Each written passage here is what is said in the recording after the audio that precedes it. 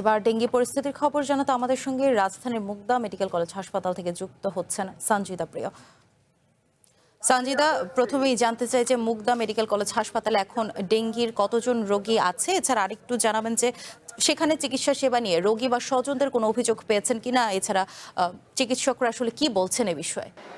ধন্যবাদ বিলাসী আপনাকে। আমি এই মুহূর্তে রয়েছি রাজধানীর মুগদা মেডিকেল হাসপাতালে। এই হাসপাতালে গত ২৪ ঘন্টায় ১২ জন রোগী ভর্তি হয়েছেন এবং মোট রোগীর সংখ্যা যদি আপনাকে জানাই তাহলে ৬৪ জন রোগী এখানে ভর্তি রয়েছেন। এই হাসপাতালটিতে দুটি কর্নার তৈরি করা হয়েছে, অর্থাৎ শিশু এবং প্রাপ্তবয়স্ক যারা রয়েছেন তাদের জন্য। শিশুদের জন্য শিশু কর্নার, ডেঙ্গু শিশু কর্নার রয়েছে এবং প্রাপ্তবয়স্ক যারা রয়েছেন তাদের জন্য কিন্তু ওয়ার্ডের ব্যবস্থা করা হয়েছে। তো দুটো ওয়ার্ড বা কর্নার যেটি বলা হয় সেটি কিন্তু আলাদা আলাদাভাবে দেওয়া হয়েছে। সেক্ষেত্রে যদি আরেকটু তথ্য জানিয়ে রাখি যে এখন পর্যন্ত যেই রোগীদের সাথে আমাদের কথা হয়েছে এবং রোগীর স্বজনদের সাথেও কথা হয়েছে, তারা যেমনটি জানিয়েছেন, তারা বলছেন যে হাসপাতালের ব্যবস্থাপনা সার্বিক সব কিছু মিলিয়ে তারা সন্তুষ্ট রয়েছেন এবং পরিষ্কার পরিচ্ছন্ন রয়েছে হাসপাতালটি।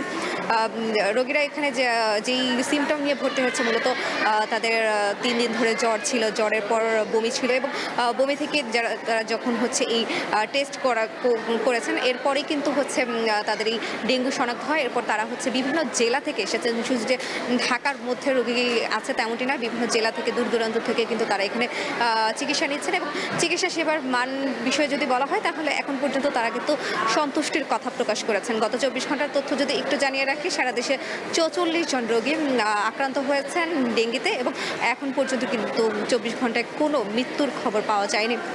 তো সব কিছু মিলিয়ে বলা যায় যে ডেঙ্গুর অবস্থা হামের পরপরে যেহেতু ডেঙ্গু চলে এসেছে, তো ডেঙ্গুর অবস্থা কিছুটা খারাপের দিকে যাচ্ছে। তো এখন পর্যন্ত মুগদা মেডিকেল হাসপাতালের অবস্থা ছিল এই আমার কাছে বিলাসী।